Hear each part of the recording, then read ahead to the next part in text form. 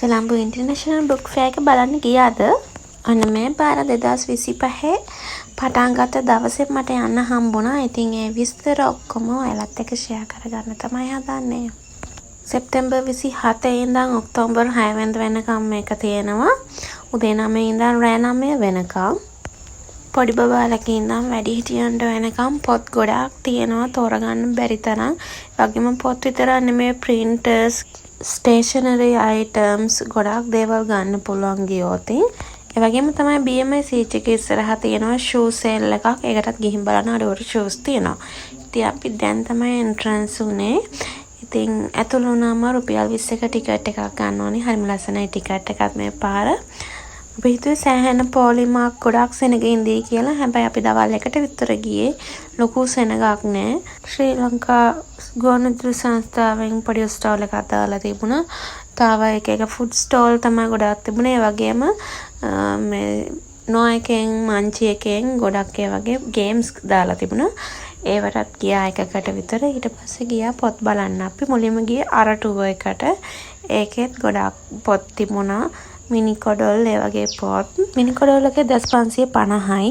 ඒ වගේ තමයි Mandela art ඒ වගේ ක්‍රාෆ්ට් වැඩ කරන අයට මෙන්න මේ වගේව තිබුණා. මේ ක්ලේ තිබුණා, යා ඩ්‍රයි ක්ලේ, එක ස්ටේෂනරි බඩු තියෙන ස්ටෝල් තිබුණා.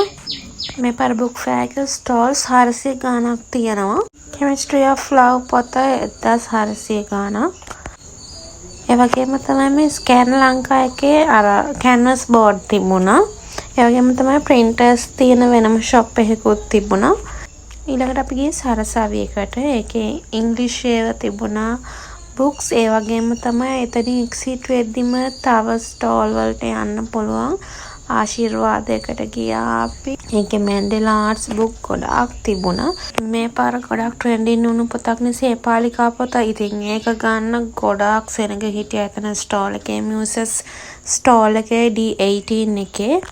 ඊළඟට අපි ගියේ MD ගුණසේන book stall එකට. ඒකෙත් අර අපි හොයන පොත් මේ දවස්වල ටිකක් ප්‍රසිද්ධ පොත් ටික ඔක්කොම තිබුණා. ඔක්කොම එක ළඟ තිබුණේ. හොයාගන්න හරිම ලේසි. මේකෙදි නැත් දෙයක් නෑ ළමයි 10% 20% වගේ ඩිස්කවුන්ට් මේ බුක්ස් වලට හම්බ වෙනවා. ඉතින් අමාවකාශ පොතක් තිබුණා. ගොඩාක් අය අමාවකාශ පොත අරන් තිබුණා. මේ ඒකත් 2100 ගාණක්. ඒ වගේම තමයි එතනම තියෙනවා කස්තුරි සුවඳ පොත. ඒක 3500ක් වෙනවා.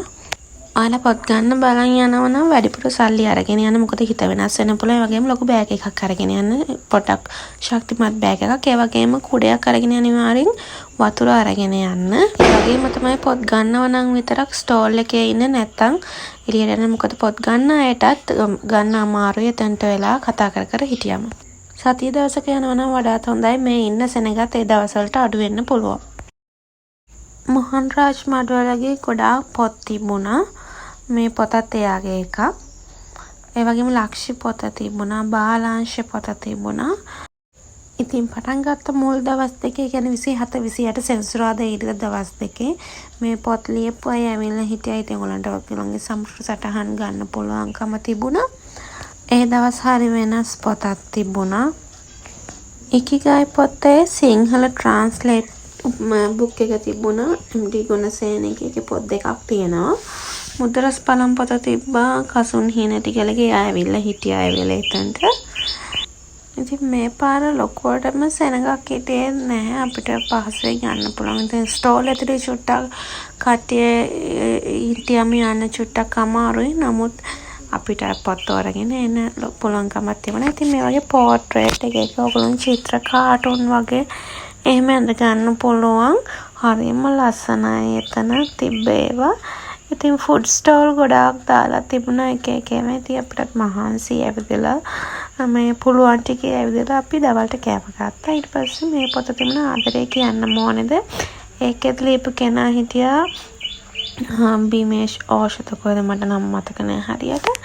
එයාත් හිටියා. ඊළඟට ටොක්සික් පොතයි ගොඩාක් දේවල් මේ සාමා J30 සාමා පබ්ලිෂර්ස් කියන ස්ටෝල් එකේ තිබුණා. ගොඩාක් අපි හොයන පොත් හැමදේම වගේ තිබුණා එතන. සේපාලිකා පොත ඇරෙන්න. අපි දන්න අර ප්‍රසිද්ධ කඩවලට වැඩිය අර චූටි කඩ දාලා තිබුණා ස්ටෝල්ස් ඒවයි ටිකක් ගාන අඩුවට ඩිස්කවුන්ට් එක පොත් තිබුණා. මෙන්න මේ ස්ටෝල් එකේ තමයි අර මං කිව්ව පොත් ගොඩාක් තිබුණේ ජේත සාමා පබ්ලිෂර්ස්. ඉතින් අපි ඊළඟට ගියා CBL මන්ච් එකෙන් කරලා තිබුණා ස්ටෝල් එකක්.